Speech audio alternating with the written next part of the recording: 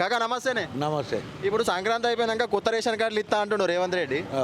మరి ఇస్తాడంటారా లేకపోతే రుణమాఫీ లెక్కనే ఇది కూడా కథనే అంటారా? కొత్త రేషన్ కార్డులు ఇచ్చుడు దేవుడు ఎరుగు.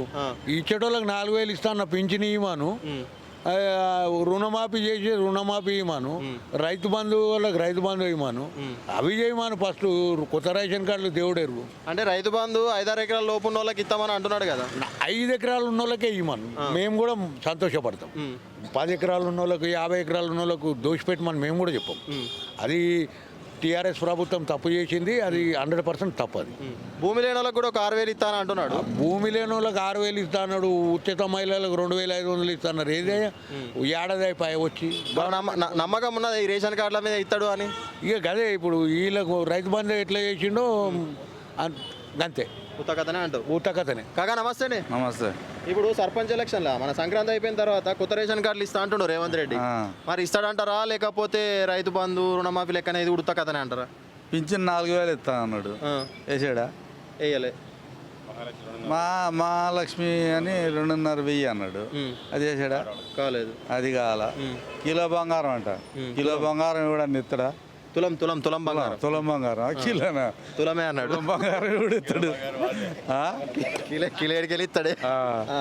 తులం బంగారం. తులం బంగారం ఈలే. ఇంకే రుణమాఫీ అన్నాడు, రుణమాఫీ ఏం చేసాడు? చేసాడా మొత్తం? వీటి లెక్క ఇది కూడా ఉత్తకథనే అంటారా? కొత్త కథలే. రేషన్ కార్డులు ఉండవు, ఏముండవు.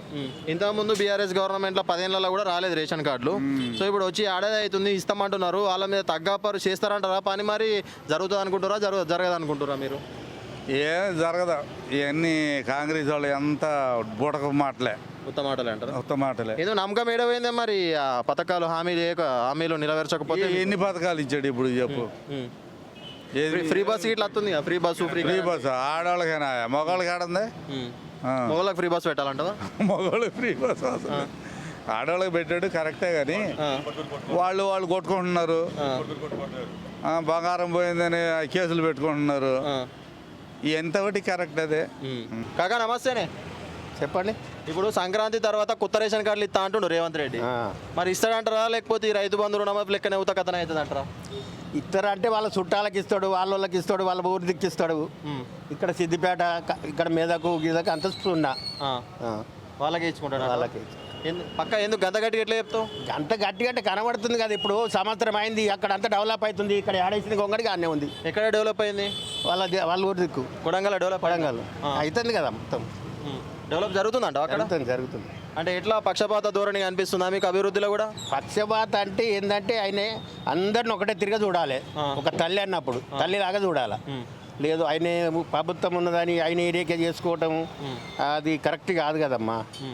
తెలంగాణ తల్లి విగ్రహాన్ని కూడా మార్చిండు కదా, అది ఎంతవరకు కరెక్ట్ అంటారు? ఎంతవరకు కరెక్ట్గా అంటే ఆయనకే కరెక్ట్ అనిపిస్తుంది. ఎందుకంటే ఆయన బిడ్డ రంగు వేసుకున్నాడు కదా. అది బిడ్డ రంగు అంటే ఆ ఫోటో ఆమె లెక్కనే పెట్టుకున్నాడు కదా, వాళ్ళ ఫోటో లెక్క. అయితే బతుకమ్మని తీసేసాడు తప్పంటావా చేతులకి వెళ్ళి? తప్పంటే ఇప్పుడు ఈయన ప్రభుత్వం ఉన్నది, ఈయన తీసేసాడు. రేపు ఇంకోలో తీసేస్తారు. ఇక ఇది వీళ్ళంతా గాజులు పెట్టుకున్నారు మొత్తం ప్రపంచం మీద. వీళ్ళంతా రండాలే మొత్తం. వాళ్ళిద్దరు ఎవడు ఎమ్మెల్యే, ఎవడు ముఖ్యమంత్రి అయితే వాందే రాజ్యం అంతే.